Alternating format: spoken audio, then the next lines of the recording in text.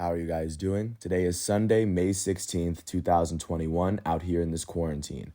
I'm James Sims, and for this episode of The Elite, I'm going to review the Elite performances and matchups from yesterday, Saturday, May 15th, and of course, I'm going to preview everything that's going on today as we navigate through the world of sports one day at a time. Of course, getting started with the NBA, looking out to the second and last night of the NBA season. Starting off in Brooklyn, the Brooklyn Nets hosted the Chicago Bulls and were able to pull off a 105-91 win. The difference would come in the second quarter where they outscored the Bulls by 11. For the Bulls in this matchup, their leading scorer was their starting power forward and their first round pick from this most recent draft, Patrick Williams. Williams would finish with 24 points and 5 rebounds as well as 2 steals in 33 minutes as he shot 9 for 14 from the field, 3 for 4 from 3, and 3 for 4 from the foul line. And then their all-star starting center, Nikola Vucevic, would finish with 10 points, 11 rebounds, and 3 assists in 30 minutes as he shot 4 for 18 from the field and a perfect 2 for 2 from the foul line. For the Brooklyn Nets, their leading scorer was their elite starting point guard, Kyrie Irving. He finished with 22 points and 2 rebounds in 30 minutes as the Duke product shot 9 for 16 from the field, 3 for 6 from 3, and 1 for 1 from the foul line. Their goated starting power forward, Kevin Durant, would finish with 12 points, 9 rebounds, 6 assists, and 5 turnovers in 30 minutes as he shot 4 for 17 from the field, 1 for 6 from 3, and 3 for 4 from the foul line on the night. With this win, the Brooklyn Nets are now 47-24. That is the second best record in the Eastern Conference as they have now won their last 4 games and 6 of their last 10. In the Eastern Conference playoffs, they currently sit 1 game behind the Philadelphia 76ers and 1 game ahead of the third-place Milwaukee Bucks, as they currently have 1 more game left in their NBA season, just to show where they are. And with this loss, the Chicago Bulls are now 30-41. That is the 5th worst record in the Eastern Conference, as they have now lost 6 of their last 10 games. They currently sit 3 games behind the 10th place Indiana Pacers with 1 more game left in their season. So they have been officially eliminated from the playoff race, and they currently sit 18 total games behind the first place Philadelphia 76ers in the conference. Jumping out to Indianapolis, the Pacers hosted the defending champs Los Angeles Lakers. The Lakers would beat the Pacers 122-115. The difference would be the first quarter where they outscored the Pacers by 8 and carried that momentum through the end of the game. For the Pacers, their leading scorer was their starting shooting guard, Caris LeVert. He finished with 28 points, 5 rebounds, 12 assists, 2 steals, and 7 turnovers in 39 minutes as he shot 11 for 23 from the field and a perfect 4 for 4 from the line. Off the bench, their small forward, JaKarr Sampson, would finish with 20 points of his own as he would do so in 20 minutes, shooting 9 for 13 from the field and a perfect 2 for 2 from the foul line. And then for the Los Angeles Lakers in the matchup, their leading scorer was their elite starting power forward, Anthony Davis. He finished with 28 points, 10 rebounds, 5 assists, and 2 steals in 36 minutes as he shot 9 for 18 from the field, 1 for 4 from 3, and 9 for 10 from the foul line. Alongside him, the Lakers' goated small forward, LeBron James, would finish with 24 points, 7 rebounds, and 8 assists in 28 minutes as he shot 11 for 22 from the field, 1 for 4 from 3, and 1 for 2 from the foul line on the night. With this win, the Los Angeles Lakers are now 41-30. They are tied with the Portland Trailblazers for the 6th best record in the Western Conference, as the Lakers have now won their last 4 games and 5 of their last 10. In the playoff picture, alongside the Portland Trailblazers, the Lakers sit 1 game behind the 5th place Dallas Mavericks, and they currently sit 3 games ahead of the 8th place Golden State Warriors, as they now have 1 game left in their season, as they are now competing with the Trailblazers to see who gets the 6th spot and who falls to the NBA play-in tournament. With this loss, the Indiana Pacers are now 33-38. That is the 10th best record in the Eastern Conference, or tied with the Hornets and the Wizards for the 8th best record in the conference, as the Pacers have now lost their last 2 games and 6 of their last 10. Alongside the Wizards and the Hornets, they currently sit 3 games behind the 7th place Boston Celtics, and they currently sit 3 games ahead of the Chicago Bulls with 1 game left, as they have already clinched a spot in the NBA play-in tournament. At the moment, they currently trail the 1st place Philadelphia 76ers by 15 total games in the conference. Jumping out to Madison Square Garden, the New York Knicks hosted the Charlotte Hornets, and the Knicks were able to beat the Hornets 118-109 after they outscored the Hornets they outscored them 14-5 in overtime. time. For the Charlotte Hornets, their leading scorer came off the bench as their small forward out of Michigan State, Miles Bridges, would finish with 30 points, 5 rebounds, and 4 assists in 34 minutes as he shot 12 for 21 from the field, 5 for 12 from 3, and a perfect 1 for 1 from the foul line. Also off the bench, their point guard Devontae Graham out of Kansas would finish with 25 points and 8 assists in 41 minutes as he shot 6 for 15 from the field, 5 for 12 from 3, and a perfect 8 for 8 from the foul line. And for the New York Knicks in this matchup, their leading scorer was their all-star starting power forward, Julius Randle. He finished with 33 points, 10 rebounds, and 13 assists in 46 minutes as he went on to shoot 12 for 25 from the field, 4 for 10 from 3, and 5 for 8 from the foul line on the night. With this win, the New York Knicks are now 40-31. They are now tied with the Hawks for the fourth best record in the Eastern Conference, as the Knicks have now won their last 2 games and 6 of their last 10. In the Eastern Conference playoff picture, alongside the Hawks, they sit 6 games behind the third-place Milwaukee Bucks, and they sit 1 game ahead of the 6th-place Miami Heat, as they have already clinched a spot in the play-in game, but tied with the Hawks.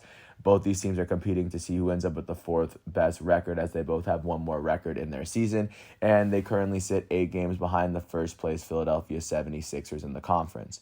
Jumping out to Minneapolis, the Minnesota Timberwolves hosted the Boston Celtics for their second-to-last game of the season. The Celtics would go on to beat the Timberwolves 124-108 after they outscored the Minnesota Timberwolves by 19 points in the first half. For the Timberwolves, their leading scorer was their elite starting center, Karl-Anthony Towns. He finished with 24 points, 14 rebounds, and 2 assists in 27 minutes as he shot 9 for 19 from the field and 6 for 7 from the foul line. Their number 1 overall pick from the 2020 NBA draft, Anthony Edwards, would finish with 23 points, 6 assists, and 3 steals in 34 minutes as he went on to shoot 8 for 18 from the field and a perfect 6 for 6 from the foul line. And their elite starting point guard, D'Angelo Russell, would finish with 11 points, 6 assists, and 2 blocks in 25 minutes as he shot 3 for 10 from the field and 5 for 6 from the foul line on the night. For the Boston Celtics, their leading scorer was their elite starting small forward out of Duke, Jason Tatum. He finished with 26 points, 11 rebounds, and a couple of assists in 27 minutes as he went on to shoot 8 for 21 from the field, 4 for 11 from 3, and a perfect 6 for 6 from the foul line. With this win, the Boston Celtics are now 36-35. That is the 7th best record in the Eastern Conference, as they have now won 4 of their last 10 games. In the Eastern Conference playoff picture, they currently sit 3 games behind the 6th place defending Eastern Conference champs Miami Heat, and they currently sit 3 games ahead of the 8th place Charlotte Hornets, the 9th place Washington Wizards, and the 10th place Indiana Pacers, as the Celtics have 1 more game in their season. So right now they are slated to play in the NBA play-in tournament at the moment, like I said, as they have 1 more game left, and they currently trail the Philadelphia 76ers by 12 games in the Eastern Conference. With this loss, the Minnesota Timberwolves are now 22-49. That is the 3rd worst record in the Western Conference, as they have now lost their last 2 and 5 of their last 10. They currently sit 11 games behind the 10th place San Antonio Spurs outside of the Western Conference playoff picture, and they currently trail the 1st place Utah Jazz by 29 total games in the Western Conference, as the Timberwolves have 1 more game left in their season. Jumping out to San Antonio, the Spurs hosted the Phoenix Suns, and the Suns were able to pick up their 50th win of the season by mollywhopping the Spurs by 37 points. The Suns outscored the Spurs by 17 points in the first, 18 and 18 in the third, virtually. For the Spurs in this matchup, their leading scorer off the bench was their center Guohui Zhang. He finished with 18 points and 7 rebounds in 25 minutes as he shot 7 for 9 from the field and a perfect 3 for 3 from 3, and also 1 for 2 from 3. And then their starting small forward, Keldon Johnson, would finish with 18 points as well in 25 minutes as he shot 6 for 11 from the field and a perfect 5 for 5 from the line. For the Phoenix Suns, their leading scorer was their elite starting shooting guard, Devin Booker. He finished with 27 points, 2 rebounds, and 4 assists in 26 minutes as he shot 10 for 18 from the field, 3 for 8 from 3, and a perfect 4 for 4 from the line. And then their elite starting point guard, Chris Paul, would finish with 16 points, 5 rebounds, and 10 assists in 25 minutes as he shot 7 for 10 from the field, 1 for 2 from 3, and a perfect 1 for 1 from the foul line. With this win, the Phoenix Suns are now 50-21. That is the second best record in the Western Conference, as they now trail the first place Utah Jazz by a game in the division. The Suns have now won their last 2 games and 7 of their last 10. With one more game left in their schedule, they sit 1 game behind the first place Utah Jazz, like I just said, and they sit 3 games ahead of the Denver Nuggets. With this loss, the San Antonio Spurs are now 33-38. That is the 10th best record in the Western Conference, as they have now lost their last 3 games in 8 of their last 10. In the Western Conference playoff picture, they currently sit 5 games behind the 8th place Golden State Warriors and the 9th place Memphis Grizzlies, and they sit 2 games ahead of the Pelicans and the Kings, who are on the outside looking in. So the Spurs have clinched a spot for themselves in the NBA play-in tournament despite this loss. And at the moment, they currently trail the first place Utah Jazz by 18 games in the Western Conference, despite clinching even if it's a temporary spot in the playoffs. Jumping out to Milwaukee, the Bucks hosted the Miami Heat, and the Bucks were able to beat the Heat 122-108 after they outscored the Heat by 16 in the first quarter. For the Miami Heat, their leading scorer was their starting shooting guard, Kendrick Nunn. Nunn would finish with 31 points and 6 rebounds in 37 minutes, as he shot 13 for 18 from the field, 4 for 5 from 3, and 1 for 1 from the foul line. For the Milwaukee Bucks, their leading scorer was their starting small forward, Chris Middleton. Middleton would finish with 21 points, 7 rebounds, and 7 assists in 32 minutes, as he shot 8 for 12 from the field, 1 for 4 from 3, and a perfect 4 for 4 from the line. Off the bench, their shooting guard, Bryn Forbes, also had 21 points, as he did so in 20 minutes. He shot 7 for 9 from the field, 5 for 6 from 3, and 2 for 3 from the foul line. Their starting point guard, Drew Holiday, would finish with 20 points, 5 rebounds, and 10 assists in 34 minutes, as he shot 8 for 17 from the field, 2 for 4 from 3, and a perfect 2 for 2 from the line. And their elite starting power forward, reigning NBA back-to-back MVP, Giannis Antetokounmpo, would finish with 15 points, 9 rebounds, and 4 assists in 34 minutes, as he shot 6 for 12 from the field, 1 for 3 from 3, and 2 for 6 from the foul line. With this win, the Milwaukee Bucks are now 46-25. That is the 3rd best record in the Eastern Conference, as they have already clinched their division. They've won their last 3 games in 8 of their last 10.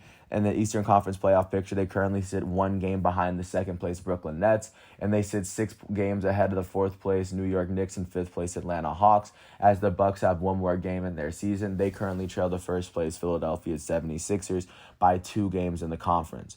With this loss, the Miami Heat are now 39-32. That is the 6th best record in the Eastern Conference. As with this loss, they've still lost they've only lost 3 of their last 10 games. In the Eastern Conference playoff picture, they now sit a game behind the New York Knicks and the Atlanta Hawks, and they currently sit a game ahead of the 7th place Boston Celtics with 1 more game left in their schedule, as they now trail the Philadelphia 76ers by 9 games in the conference. And then jumping out, or that's right now, that is what the NBA is looking like following yesterday's games, as of course we enter this final day of regular season basketball. I think every team will play right before the play-in tournament starts on Tuesday. So starting at 1 o'clock, the New York Knicks are going to host the Boston Celtics on ESPN. The Knicks are currently tied with the Atlanta Hawks for the 5th best record. A win here would guarantee them would guarantee them a home game for their first game. And then the Boston Celtics hold the 7th best record. Win or lose, they're going to hold the best record going into the play-in tournament. Right after that, at 3:30, the Golden State Warriors are going to face off against the Memphis Grizzlies. They're both tied for the 8th best record in the Western Conference. The winner here would get a chance to play against the Lakers in the first game of the play-in game, just to give a sense of how much this game matters. And then at 9 o'clock, the New Orleans Pelicans are going to host the defending champs Los Angeles Lakers on NBA TV. The Pelicans have no playoff aspirations, but the Lakers need to pass the Portland Trailblazers in order to earn their way out of the play-in tournament, if that makes sense. And then outside of the primetime matchups, at 1 o'clock, the Toronto Raptors are going to host the Indiana Pacers for their last games of the season. The Raptors, definitely theirs, because they're not going to make the play-in tournament. At 1 o'clock, the Wizards are going to host the Charlotte Hornets, as both of these teams have playoff aspirations as well. They are both tied for the 8th best record in the East. At 2 o'clock, the San Antonio Spurs are going to host the Phoenix Suns. The Suns hold the 2nd best record in the Western Conference, as they look to possibly overtake the Jazz. And then, of course, I'm sorry, alongside them, the San Antonio Spurs currently hold on to the 10th best record. So win or lose, they're still going to be able to play in the play-in tournament. At 7 o'clock, the Brooklyn Nets are going to host the Cleveland Cavaliers, as the Brooklyn Nets are currently holding on to the second best record. This is kind of a must-win for them. Cavaliers are completely eliminated from the playoffs. At 7 o'clock at the same time, the Philadelphia 76ers, the holders of the Eastern Conference's best record by a game. I'm pretty sure they already won their division, so this win is not necessarily a must-win for them, but they host the Orlando Magic.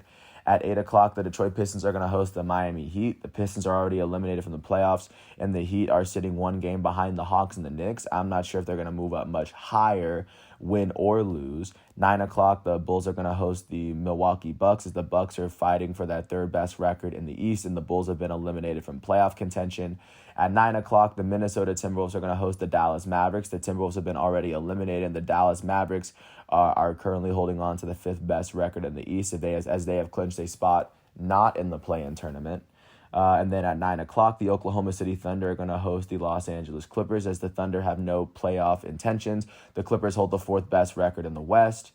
At the same time, the Portland Trailblazers are going to host the Denver Nuggets, as the Trailblazers hold the sixth best record. A win here can get them a spot over the Lakers. And then, of course, the Nuggets, a win for the Nuggets can get them a spot over the Clippers. So, of course, this is a big game to look at, especially if you're an LA fan. And then at 9 o'clock, the Sacramento Kings, with no playoff aspirations, are going to host the Utah Jazz, who look to finish off the season with the NBA's best record. They are one game ahead of the Phoenix Suns. A win here would do it for them. But, of course, that is how the NBA is looking going into today's last day, or going into the last day of the regular season. Of course, it's been an amazing journey. Thanks for sticking with me for this whole season. Staying within the arena, but, of course, shifting to the ice, taking a look at what the NHL is doing, as the NHL season is actually closing to an end, and as the playoffs are actually getting started.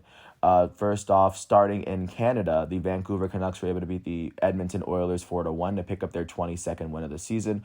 With this win for the Canucks are now holding on to the worst record in the North Division, as they now trail the Toronto Maple Leafs by 30 points in the table. And then yesterday was the very first day of the Eastern Division's Game 1 of the playoffs, as the Washington Capitals were able to beat the Boston Bruins 3-2 in overtime to pick up this win.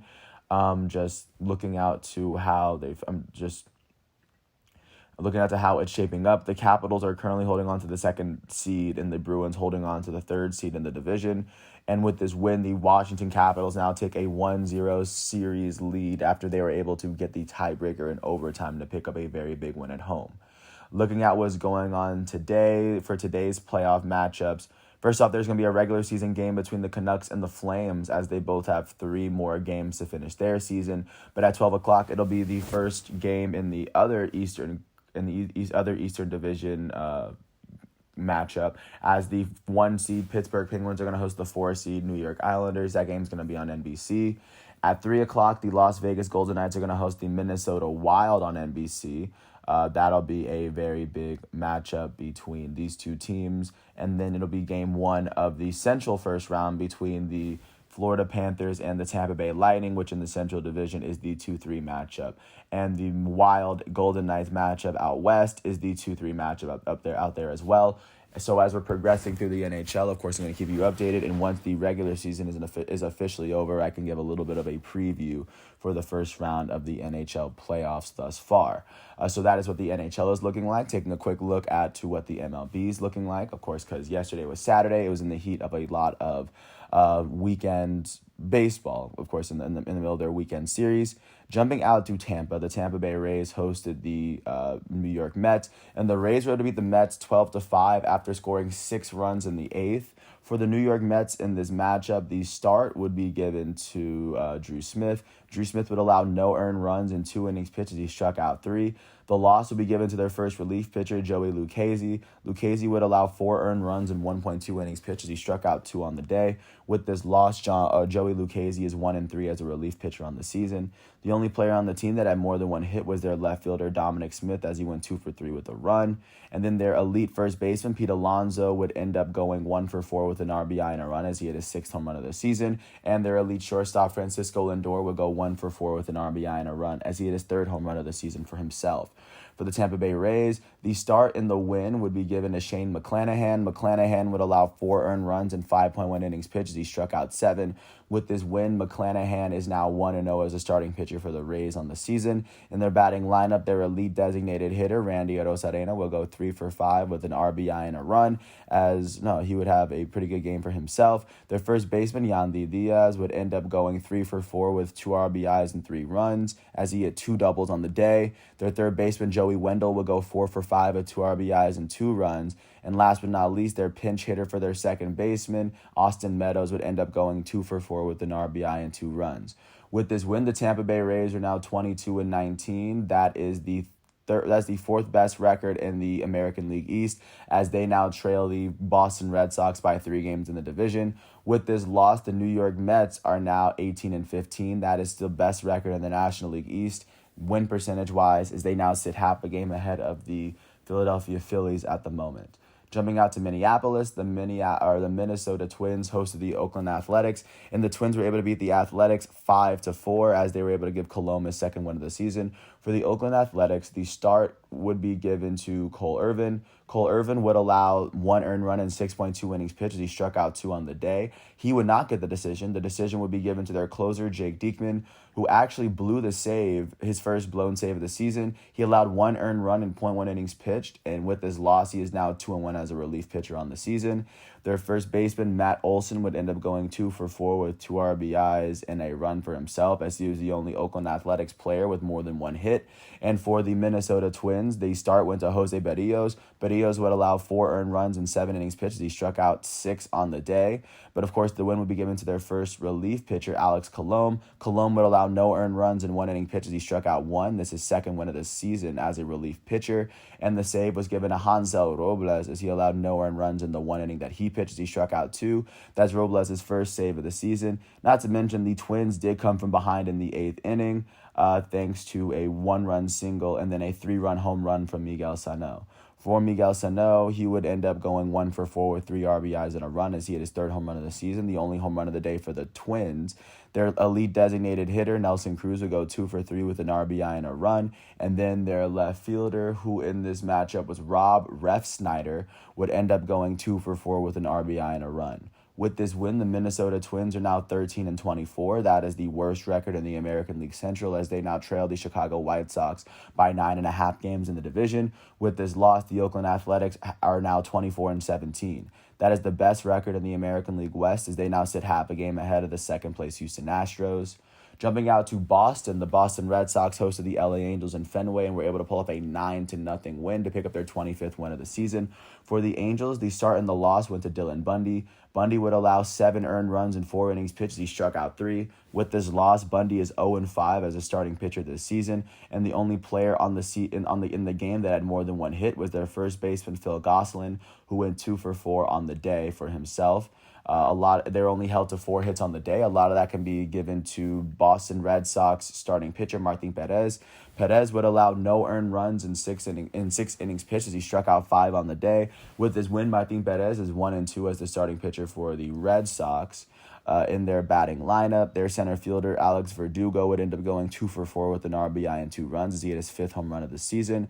Their elite designated hitter, JD Martinez, would go 2 for 4 with a run. Their shortstop, Xander Bogaerts, would go 2 for 2 with 3 RBIs and 2 runs as he had his 9th home run of the season. Their third baseman, Rafael Devers, would go 2 for 3 with an RBI and 2 runs as he hit his 10th home run of the season. Their first baseman, Bobby Dalbec, would go 2 for 4 with 2 RBIs and 2 runs for himself.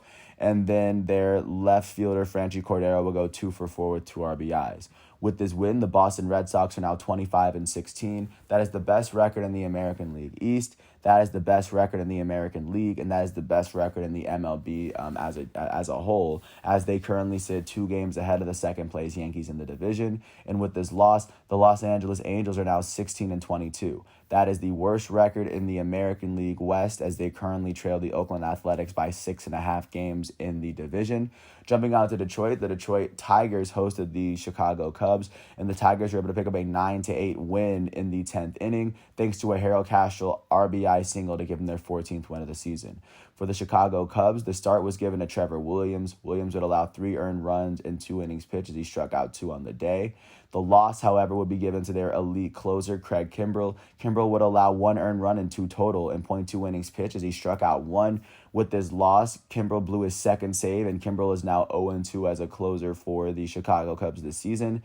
Their elite left fielder, Chris Bryant, will go 2 for 4 with 3 runs on the day. Their first baseman, Anthony Rizzo, would end up going 2 for 5 with 3 RBIs and a run. And their third baseman, Matt Duffy, will go 3 for 5 with 5 RBIs and a run as he hit his first home run of the season.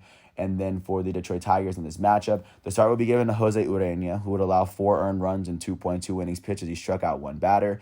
The win would come to their closer, Michael Fulmer. Fulmer would allow no earned runs in 2 innings pitched as he struck out 1 on the day. He allowed 1 run, but it wasn't earned. With this win, Michael Fulmer is 3-2 as a Detroit Tigers relief pitcher. In their lineup, their left fielder, Robbie Grossman, will go 2 for 4 with 2 runs on the day. Their right fielder, who in this matchup was Nomar Masada, will go 2 for 5 with 2 RBIs and a run. Their designated hitter, Jonathan Schoop, will go 3 for 5 with 2 RBIs in the day. Their second baseman, Willie Castro, will go 2 for 5 with 2 runs. And then their center fielder, Akil Baddoo, would end up going 2 for 3 with a run on the day, as he also walked twice. With this win, the Detroit Tigers are now 14-25. That is the 4th best record in the American League Central, as they now trail the Chicago White Sox by 9.5 games in the division. And with this loss, the Chicago Cubs are now 18-20. That is the 4th best record in the National League Central, as they now trail the St. Louis Cardinals by 4 games in the division.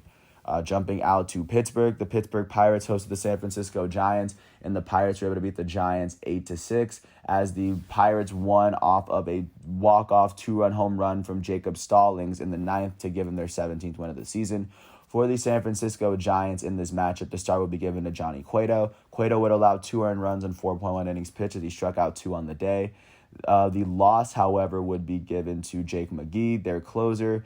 Jake McGee will go on to allow 2 earned runs and .2 innings pitched. With this loss, he is now 1-1 as the closer for the San Francisco Giants. Their right fielder, Darren Ruff, will go 2 for 4 with an RBI and 2 runs as he hit his 5th home run of the season. Their first baseman, Wilmer Flores, will go 2 for 3 with a walk and a run on the day. Their shortstop, Brandon Crawford, will go 2 for 4 with 2 RBIs and a run as he hit his 9th home run of the season. And then for the Pittsburgh Pirates in this matchup, the start would be given to Tyler Anderson. Tyler Anderson would allow 4 earned runs in 5 innings pitched. He struck out 7 on the day, and Rich Rodriguez would end up picking the save. Richard Rodriguez would allow no earned runs in 1 inning pitch as he struck out 1 on the day. With this win, Rodriguez is 2-0 as the closer for the Pirates. Their second baseman, Adam Frazier, would go 2 for 5. Their shortstop, who in this matchup was Kevin Newman, would go 2 for 5 with an RBI and a run. Their center fielder, Brian Reynolds, would go 3 for 4 with 2 runs. And then their catcher, Jacob Stallings, would end up going 3 for 5 with 4 RBIs and a run as Stallings hit his 3rd home run of the season. With this win, the Pittsburgh Pirates are now 17-22. That is the worst record in the National League Central, as they now trail the St. Louis Cardinals by 5.5 games in the division. With this loss, the San Francisco Giants are now 23-16. By win percentage wise, that is the best record in the National League West and the best win percentage in the National League as a whole, as they currently sit half a game ahead of the San Diego Padres within their division. Jumping out to Baltimore, the Baltimore Orioles hosted the New York Yankees, and the Yankees were able to beat the Orioles 8-2, as 5 of their 8 runs were scored in the first 2 innings. For the Baltimore Orioles, the loss would be given to Jorge Lopez, who allowed 4 earned runs, 5 total, in 2 innings pitched as he struck out 4 on the day. With this loss, Lopez is now 1-4 as a starting pitcher for the Orioles this season. Nobody on the team was able to log more than 1 hit, and I guess a lot of that credit can be given to Domingo Germán, the starting pitcher for the New York Yankees, who allowed 1 earned run in 6 innings pitched as he struck out 6. With this win, Germán is now 3-2 on the season. In their batting lineup, their first baseman, Luke Voit, would go 2 for 4 with 2 RBIs and a run. Their elite designated hitter, Aaron Judge, would go 2 for 4 with 2 RBIs, 2 runs, and a walk on the day as he hit his 11th home run of the season. Their third baseman, Gio Urshela, will go 2 for 5. And then their shortstop, who in this matchup was Tyler Wade, would end up going 3 for 4 with a run on the day. With this win, the New York Yankees are now 22-17. That is the second best record in the American League East, as they now sit 2 games behind the Boston Red Sox in the division, as they have now won 7 of their last 10. And with this loss, the Baltimore Orioles are now 16-23. That is the worst record in the American League East, as they are now as they are now trail the Boston Red Sox by 8 games in the division at the moment. Jumping out to Houston, the Houston Astros hosted the Texas Rangers, and the Astros were able to beat the Rangers 6-5 after scoring 4 runs in the first inning. For the Texas Rangers, the start and the loss would be given to Dane Dunning. Dunning would allow 4 earned runs in 4 innings pitched. He struck out 3 on the day. With this loss, Dunning is 2-3 as a starting pitcher for the Texas Rangers. Their second baseman, Nick Solak, will go 2 for 3 with 2 walks, as he would finish with 2 runs. Their right fielder, Joey Gallo, will go 3 for 4 with 3 RBIs and a run, as he hit his 7th home run of the season. And then the Texas Ranger catcher, Jonah Heim, would end up going 2 for 3 on the day. For the Houston Astros, the start and the win would be given to Luis Garcia. Garcia would allow 1 earned run in 5 innings pitched. He struck out 5. With this win, Luis Garcia is now 1-3 as a starting pitcher for the Astros. And the save would be given to Ryan Presley. Presley would allow no earned runs in 1 inning pitched. He struck out 1. That's his 7th save of the season. In their batting lineup, their elite third baseman, Alex Bregman, would end up going 2 for 4 with 2 RBIs and a run. Their designated hitter, Yordan Alvarez, would go 2 for 5. Their shortstop, Carlos Correa, would go 2 for 3 with 2 RBIs and a run, as he hit his 6th home run of the season. And their right fielder, Kyle Tucker, would go 2 for 4 with 2 RBIs and a run, as Tucker hit his 9th home run of the season yesterday. With this win, the Houston Astros are now 23-17. That is the second best record in the American League West. And with this loss, the Texas Rangers are now 18-23. That is the 4th best record in the American League West, as they now trail the Athletics by 6 games in the division. Jumping out to the south side of Chicago, the Chicago White Sox hosted the Kansas City Royals, and the Royals were able to pull off a 5-1 win on the road to give Mike Minor his 3rd win of the season. For the White Sox, the start and the loss went to Carlos Rodon, his first non-elite start to the season. He would allow 4 earned runs in 5.2 innings pitches. He struck out 5. With this loss, Rodon is now 5-1 as a starting pitcher for the Chicago White Sox. Their elite first baseman, reigning American League MVP, Jose Abreu, would go 2 for 4 with an RBI and a run, as he hit his 8th home run of the season, the only RBI for the White Sox on the day. He was the only player that also had more than 1 hit. A lot of that can be credited to Mike Minor, the starting pitcher for the Kansas City Royals, who picked up his win. Mike Minor would allow 1 earned run in 7 innings pitched. He struck out 7. With this win, he is now 3-2 on the season. In their lineup, their right fielder, Whit Merrifield, will go 2 for 5 with 2 runs. Their first baseman, Carlos Santana, will go 2 for 3 with 2 walks, as he had an RBI and 2 runs on the day. He hit his 8th home run of the season. Their elite catcher, Salvador Perez, would go 1 for 4 with 3 RBIs and a run, as he hit his 9th home run of the season. Their third baseman, who in this matchup was Kelvin Gutierrez, will go 2 for 4 on the day. And then the Kansas City Royals second baseman, Hanser Alberto, will go 2 for 4 on the day. With this win, the Kansas City Royals are now 18-21. That is the 3rd best record in the American League Central, as they now trail the Chicago White Sox by 5.5 games in the division. And with this loss, the Chicago White Sox are 23-15. That is still the best record in the American League Central, as they now sit 1.5 games ahead of the second-place Cleveland Indians. Jumping out to Milwaukee, the Milwaukee Brewers hosted the Atlanta Braves, and the Braves were able to pull up a 5-1 win as they scored 4 runs in the first 2 innings. For the Brewers, the start and the loss would be given to Brett Anderson. Brett Anderson would allow 4 earned runs in 3.2 innings pitched. He struck out 3 on the day. With this loss, he is 2-3 as a starting pitcher on the season. The only player that had more than 1 hit was their designated hitting third baseman, Pablo Reyes, who went 2 for 2 on the day. For the Atlanta Braves, the start and the win went to Ian Anderson, who allowed 1 earned run in 6 innings pitched. He struck out 4. With this win, Ian Anderson is now 3-1 as a starting pitcher for the Atlanta Braves on the season. In their batting lineup, their elite first baseman, reigning National League MVP, Freddie Freeman, would go 2 for 4 with 2 RBIs and 2 runs, as well as a walk, as Freeman would hit his 10th home run of the season. Their elite left fielder, Marcell Ozuna, would go 2 for 4 with a run. Going back to Freddie Freeman, he hit his 250th career home run of 250th home run of his career, by the way. But going back, Ozuna went 2 for 4 with a run. Their elite second baseman, Ozzy Albies, would go 3 for 5 with an RBI on the day. Their catcher, William Contreras, would go 2 for 3 with an RBI and a run as well. With this win, the Atlanta Braves are now 19-20. That is the third best record in the National League East, as they now trail the New York Mets by 2 games in the division. With this loss, the Milwaukee Brewers are now 20-20. That is the second best record in the National League Central, as they now trail the St. Louis Cardinals by 3 games in the division. And then jumping out to Florida, the Toronto Blue Jays hosted the Philadelphia Phillies and were able to blank the Phillies 4-0. For the Philadelphia Phillies in this matchup, the start and the loss would be given to Aaron Nola. Nola would allow 3 earned runs in 6.2 innings pitched. He struck out 8. With this loss, Aaron Nola is now 3-3 as a starting pitcher this season. Their first baseman, Rhys Hoskins, would go 2 for 2. And then the only other player with more than 2 hits was their shortstop, Nick Matone, who went 2 for 4 on the day. For the Toronto Blue Jays, the start will be given to Anthony Kay. Kay would allow no earned runs in 4 innings pitched. He struck out 6. The win would be given to their first relief pitcher, Travis Bergen. Bergen would allow no earned runs in 1 inning pitched as he struck out 1 on the day. He is now 2-0 as a relief pitcher. In their batting lineup, their third baseman, Cavan Biggio, would go 2 for 4 with a run.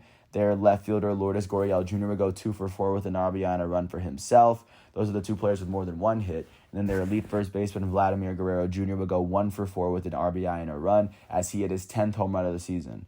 With this win, the Toronto Blue Jays are now 21-17. That is the third best record in the American League East, as they now trail the Boston Red Sox by 2.5 games in the division. With this loss, the Philadelphia Phillies are now 21-19. That is the second best record in the National League East, as they now sit half a game behind the New York Mets. Jumping out to Denver, the Colorado Rockies hosted the Cincinnati Reds, and the Reds were able to beat the Rockies 6-5 as they outscored the Rockies 4-3 in extra innings. For the Rockies in this matchup, the start will be given to Jhoulys Chacín. Chacín would allow 2 earned runs in 4 innings pitched. He struck out 3. The loss would be given to their last pitcher that pitched for them, Antonio Santos. Santos would allow 2 total runs in 1.2 innings pitched. He struck out 1. With this loss, he is now 0-1 as a relief pitcher for the Colorado Rockies. In their batting lineup, their right fielder, Jonathan Daza, would end up being the only player that had more than 1 hit on the day, as he went 2-for-5. And then for the Cincinnati Reds, the start will be given to Tyler Mahle. He would allow 2 earned runs in 7 innings pitched. He struck out 4. The win will be given to their second relief pitcher, Lucas Sims, who allowed 1 earned run, 2 total, in 2 innings pitched. He struck out 3 on the day. With this win, Sims is 3-1 as a relief pitcher. And the save would be given to Heath Hembree. Hembree would go on to allow no earned runs in 1 inning pitch, and that's his first save of the season. And then in their batting lineup, their right fielder, Nick Castellanos, would go 3-for-5 with 3 RBIs and 2 home runs as he hit his 10th home run of the season. Their shortstop, Kyle Farmer, Kyle Farmer, would end up going 3-for-5 with 2 RBIs and a run as he hit his 2nd home run of the season. With this win, the Cincinnati Reds are now 18-19. That is the third best record in the National League Central, as they now trail the St. Louis Cardinals by 3.5 games in the division. And with this loss, the Colorado Rockies are now 15-25. That is the worst record in the National League West, as they now trail the San Francisco Giants by 8.5 games in the division. Jumping out to Phoenix, the Arizona Diamondbacks hosted the Washington Nationals, and the Diamondbacks were able to beat the Nationals 11-4 to pick up their 18th win of the season. For the Washington Nationals, the start and the loss would be given to Joe Ross. That rhymed. Ross would allow 8 earned runs in 4 innings pitched. He struck out 5. With this loss, Joe Ross is now 2-3 as a starting pitcher on the season. Their shortstop, Trey Turner, would end up going 2-for-4 with an RBI and 2 runs on the day. Their second baseman, Josh Harrison, will go 2-for-3 as he walked twice. Their elite right fielder, Juan Soto, would go 2-for-4 with 2 RBIs on the day. And then their center fielder, Victor Robles, would go 2-for-4 with an RBI and a run for himself. And for the Arizona Diamondbacks in this matchup, the start would be given to Seth Frankoff. Frankoff would allow 2 earned runs in 4.2 innings pitched. He struck out 4. The win, however, would be given to the first relief pitcher, Alex Young. Young would allow no earned runs and only strike out 1 in 0.1 innings pitched. With this win, Young is now 1-3 as a relief pitcher on the season. In their batting lineup, their right fielder, Miggy Rojas, would end up going 2-for-4, or Josh Rojas would go 2-for-4 with 3 runs on the day. I'll get Josh Rojas eventually. Their third baseman, Eduardo Escobar, will go 3-for-5 with 7 RBIs and 3 runs, as Escobar would hit 2 home runs on the day. He now has 9 on the season. Their left fielder, David Peralta, will go 2-for-5 with an RBI and a run as he hit his 4th home run of the season. And then their catcher, the Arizona Diamondbacks catcher Dalton Varsho would end up going 2 for 3 with an RBI for himself. With this win, the Arizona Diamondbacks are now 18-22. That is the fourth best record in the National League West, as they now trail the San Francisco Giants by 5.5 games in the division. With this loss, the Washington Nationals are now 15-20. That is the worst record in the National League East, as they now trail the New York Mets by 4 games in the division. Jumping out to San Diego, the San Diego Padres hosted the St. Louis Cardinals, and the Padres were able to pull up a 13-3 win at home. For the St. Louis Cardinals, the start and the loss would be given to Adam Wainwright, who allowed 6 earned runs in 4 innings pitched. Wainwright would strike out 2 on the day, and with this loss, Wainwright is 2-4 as a starting pitcher on the season. The only player for the Cardinals that had more than one hit was their center fielder Harrison Bader, who went 2 for 4 with an RBI and a run, as he hit his 4th home run of the season. Not to mention their elite third baseman Nolan Arenado would go 1 for 3 with an RBI and a run, as Nolan Arenado would hit his 8th home run of the season. For the San Diego Padres, the start went to Chris Paddack. Paddack would allow 1 earned run in 4 innings pitched as he struck out 2.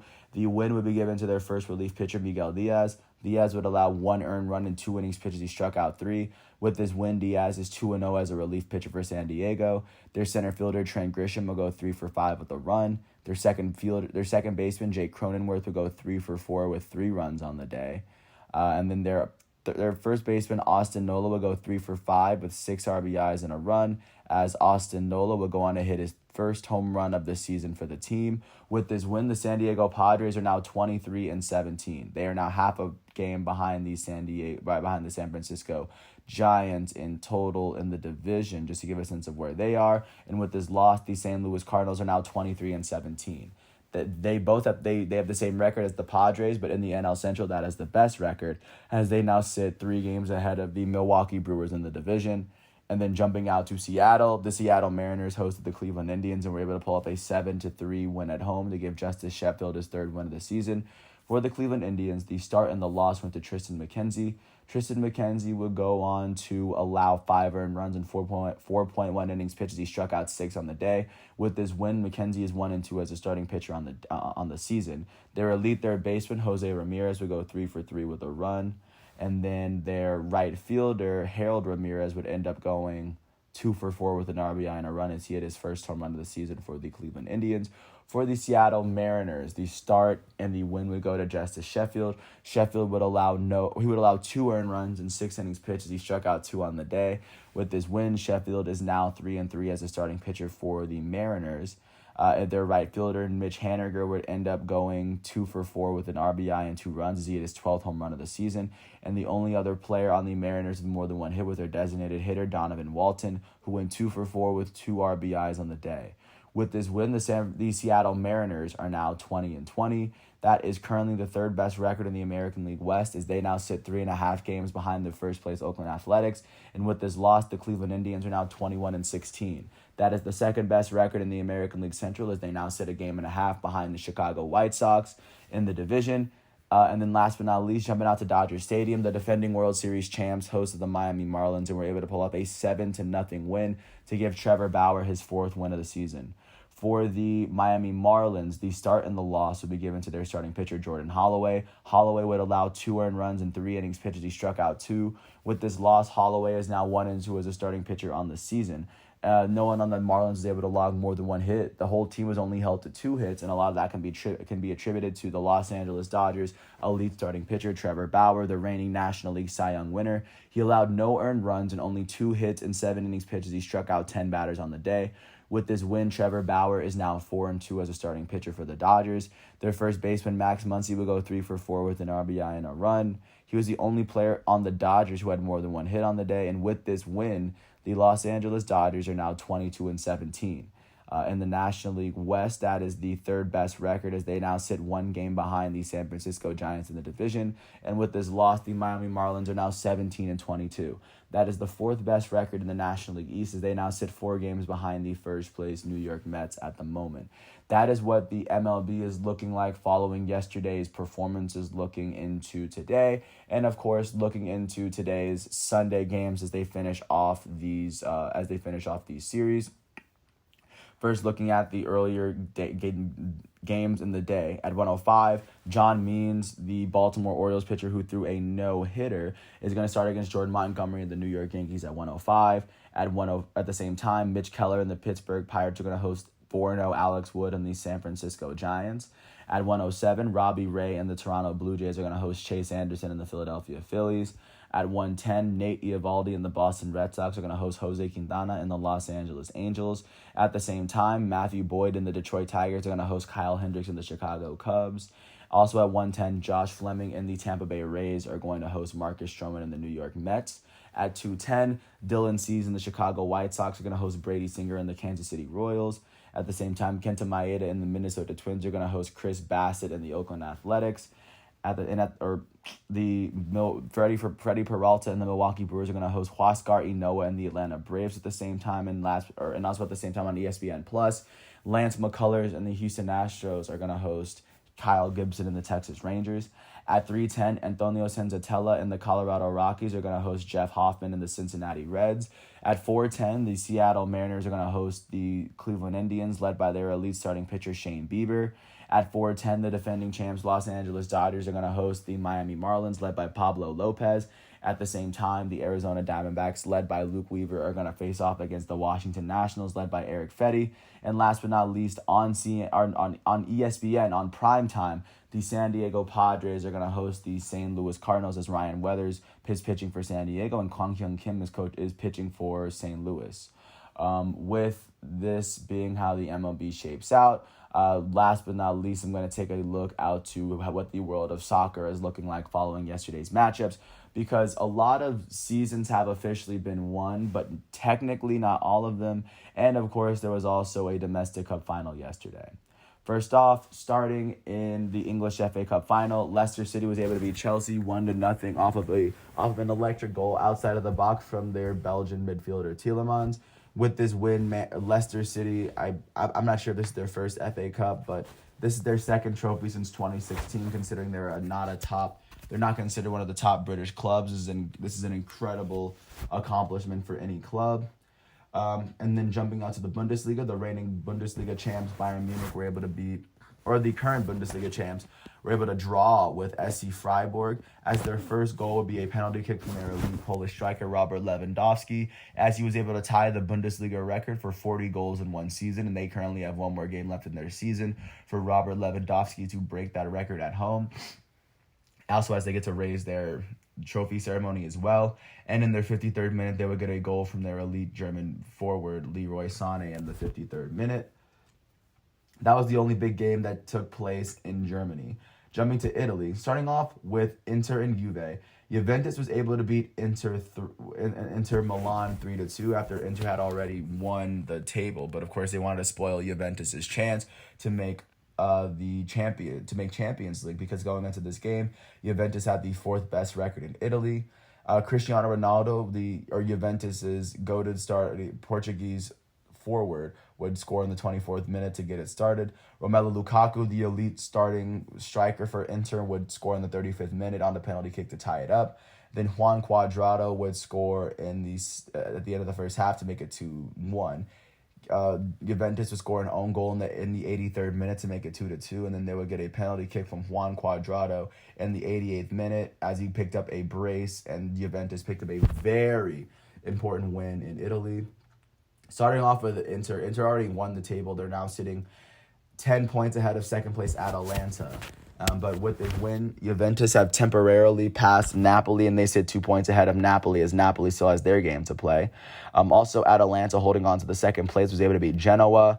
Like I said, right now they sit 3 points ahead of AC Milan. AC Milan, with a win, could officially tie them in points.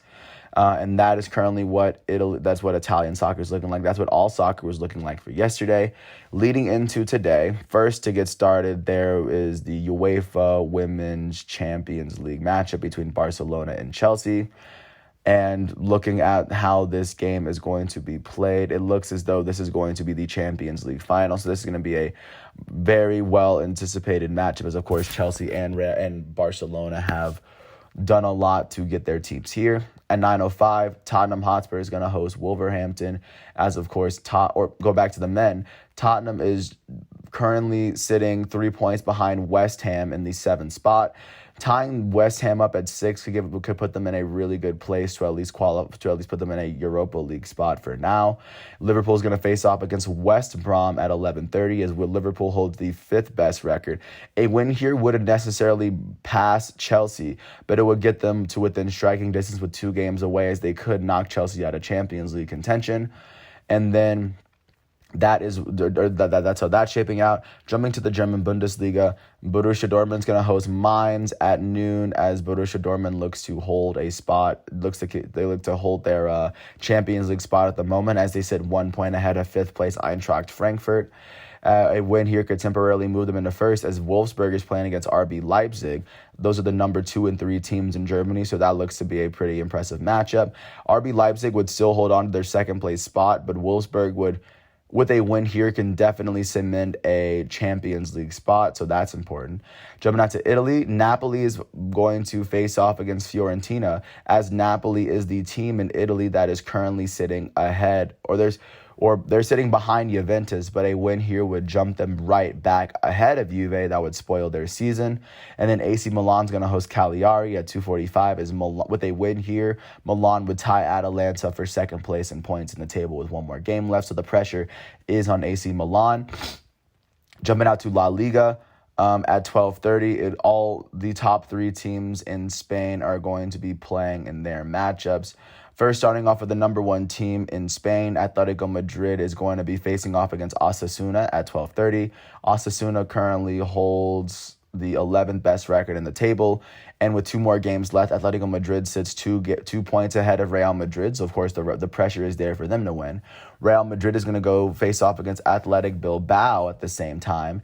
Athletic Bilbao is currently holding the 9th best record in Spain. With this win, Real Madrid could temporarily jump ahead of Atletico, because they sit 2 points behind. Even with the draw and Real Madrid's win, they very well could pass them. And then in 3rd place, it's Barcelona, as they are going to face off against Celta Vigo. Celta Vigo is currently the 8th best team in Spain.